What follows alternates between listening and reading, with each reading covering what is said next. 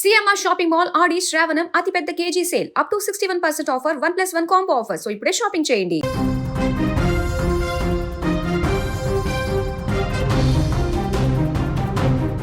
ప్రకృతి ముప్పును ముందుగానే పసిగడుతుందా? రాబోయే పెను ప్రమాదాన్ని దేవుడే ముందే హెచ్చరిస్తాడా? ఇప్పుడు నేపాల్లో జరుగుతున్న పరిణామాలు చూస్తుంటే సరిగ్గా ఇదే ప్రశ్న అందరిలోనూ మొదలవుతుంది. నేపాల్లో వణికించిన రాసువా వరద ప్రళయానికి సరిగ్గా 2 రోజుల ముందు అక్కడి ప్రసిద్ధ ఆలయంలోని భగవతి అమ్మవారి విగ్రహానికి చెమటలు పట్టాయంటూ జోరుగా ప్రచారం జరుగుతోంది.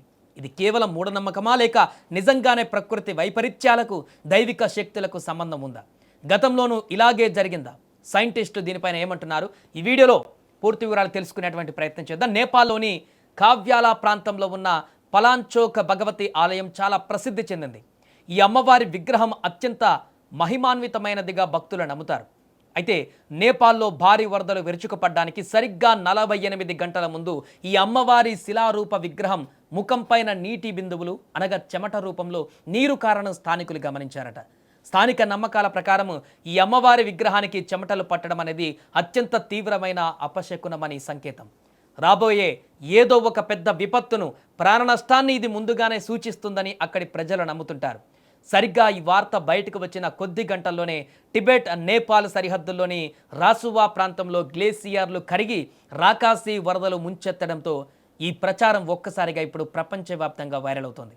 అయితే ఇది కేవలం ఈసారే జరిగిన ఘటన కాదని, చరిత్రను పరిశీలిస్తే ఇలాంటి నమ్మకాలకు బలమైన ఆధారాలు కూడా కనిపిస్తున్నాయని స్థానికులు చెబుతున్నారు.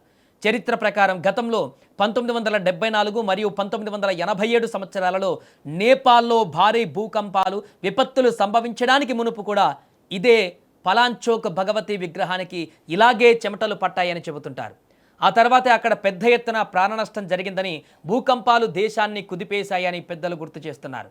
సరిగ్గా దశాబ్దాల తర్వాత మళ్ళీ ఇప్పుడు వరద ప్రళయానికి ముందు అదే అద్భుతం లేదా సంకేతం పునరావృతమైందనేటువంటి వాదన ప్రజల్లో తీవ్ర భయాందోళనను రేకెత్తిస్తోంది. ఇక భక్తి నమ్మకాల కోణం ఒకెత్తైతే సైన్స్ దీనిని ఎలా చూస్తుంది? హేతువాదులు, శాస్త్రవేత్తలు ఈ విచిత్ర సంఘటన పైన ఏమంటున్నారంటే, సైన్స్ ప్రకారం రాతి విగ్రహాలపైన చెమటలు లేదా నీటి బిందువులు ఏర్పడడానికి కండిషన్స్ అనే భౌతిక ప్రక్రియ కారణం కావచ్చు.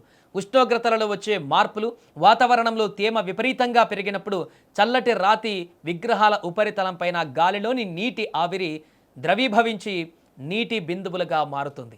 ముఖ్యంగా హిమాలయ పర్వతాలలో వాతావరణ మార్పులు, భారీ వర్షాలకు ముందు గాలిలో తేమ శాతం విపరీతంగా పెరుగుతుంది.